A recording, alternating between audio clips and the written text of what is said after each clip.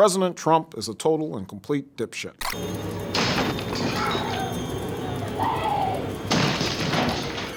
Here's Johnny.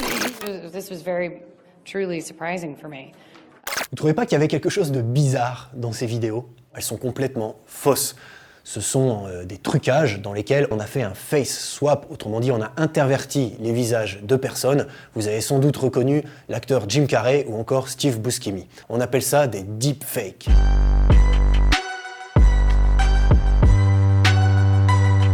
Les deepfakes, tout le monde en parle en ce moment. Ce sont des vidéos truquées, très sophistiquées, qui circulent sur Internet. Elles sont réalisées grâce à une technique d'intelligence artificielle qu'on appelle le machine learning.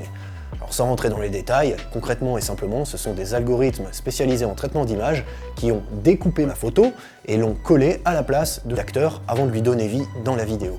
Alors les trucages vidéo, évidemment, c'est vieux comme le monde. Après tout, Georges Méliès en faisait déjà il y a une centaine d'années et lui, il n'avait aucune intelligence artificielle à sa disposition.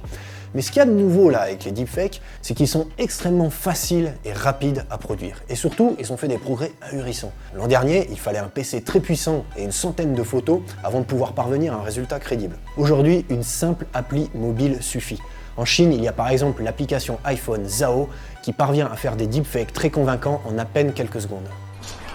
You can call me Sam, if you want. My mother calls me Sam. It's not gonna get any easier, you know. You're gonna have to defend yourself. Mais à quoi ça sert les deepfakes? Alors évidemment, on peut faire des blagues à ses amis en se mettant dans différents extraits de films, mais la plupart des utilisations des deepfakes sont beaucoup plus problématiques. Il y a par exemple des escrocs qui s'en servent pour usurper des identités afin de soutirer de l'argent ou des informations à leurs victimes. Il est aussi possible de modifier l'animation des lèvres d'une personne afin de lui faire dire absolument n'importe quoi, au hasard. Un homme politique, Donald Trump ou Barack Obama en ont d'ailleurs déjà fait les frais. Today, we eradicated AIDS. Thank God. Thank you, Donald Trump. Mais l'immense majorité des deepfakes, ce sont ni des politiciens qui racontent n'importe quoi, ni des escrocs, ce sont des extraits porno, dans lesquels les visages des acteurs, ou plutôt des actrices, ont été remplacés par celui des victimes, qui sont le plus souvent des femmes. Selon une étude parue cet été, qui a été menée par une entreprise américaine spécialisée dans la détection de deepfakes, à peu près 96% des deepfakes circulant sur Internet seraient de nature pornographique. Avec tous ces deepfakes qui se multiplient et se perfectionnent, est-ce que nous sommes tous condamnés à être manipulés, voire à finir dans l'industrie du X? Bien, pas forcément. Il y a évidemment des recherches qui sont faites dans des labos académiques ou dans des entreprises telles que Google afin de mettre au point des logiciels qui seraient capables de détecter automatiquement des deepfakes. C'est bien, mais on peut imaginer que, aussi performants soient ces outils, mais ils auront toujours un train de retard sur les deepfakes les plus sophistiqués. Mais au fond, la question c'est, faut-il vraiment s'inquiéter des deepfakes?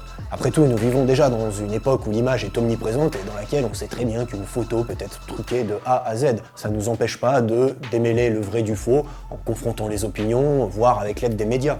Voilà, on arrive à la fin de cette vidéo, alors il faut que je vous pose la question, à votre avis, est-ce que je suis un être humain ou bien est-ce que je ne suis qu'un vulgaire deepfake?